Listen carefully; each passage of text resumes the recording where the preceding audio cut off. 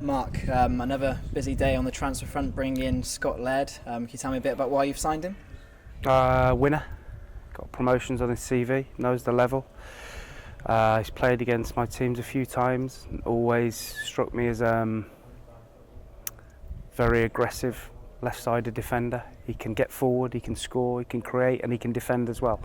So it's a position that we've been looking, to strengthen. And I think the affinity to the area that Scott's got and from where he's from has given us a real chance to bring him here, and a real big signing for us. I think he'd be fantastic.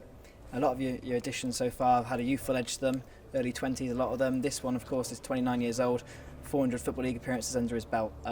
Is that a player you look at and think, wow, that's a really good, secure signing? Yeah, exactly. We probably need another couple of those, which is, it's not just a scattergun approach to the recruitment. We're trying to be sort of really selective, but the ones that are like Scott take a little bit more time because they come in from higher up the pyramid. They've still got contracts left at their club, and it takes time to get them. So we're pleased that the patience has paid off, and we've got a really good signing in Scott, and he will show, and by example, what he's about. Like you say, given his talent and experience as a manager, when you do pull off a signing like this, is it like quite a big tick in the book? Is it a good one for you?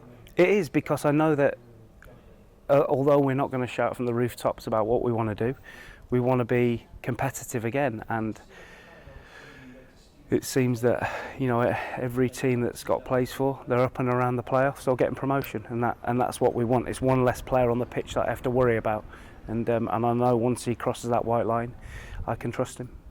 Last season we saw quite often you like to mix things around with your team formation-wise. Do you feel he's a player who can fit into different areas of the pitch in terms of left-hand side? Yeah, I've spoke to him at length, and obviously he's played against my teams before, and he can play as a wing-back, he can play as a left-back, and he had a spell playing left centre-back, which he's informed me he doesn't like too much. So we will employ him as a left wing-back or a left-back.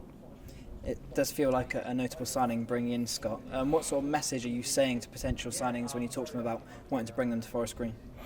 I think it's surprising. Scott had took an interest in, from not being too far away in local football. His dad being a manager in local football down here, he'd always taken an interest in us, and he knew the majority of our team. And he said you got some really good young players, and the key was adding that little bit of experience, which Scott gives us.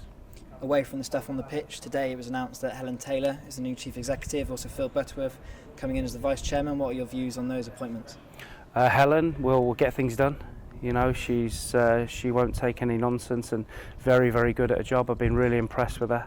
I've had some meetings with her, and now very dynamic, and it's good. Another woman involved, and that's great for the game.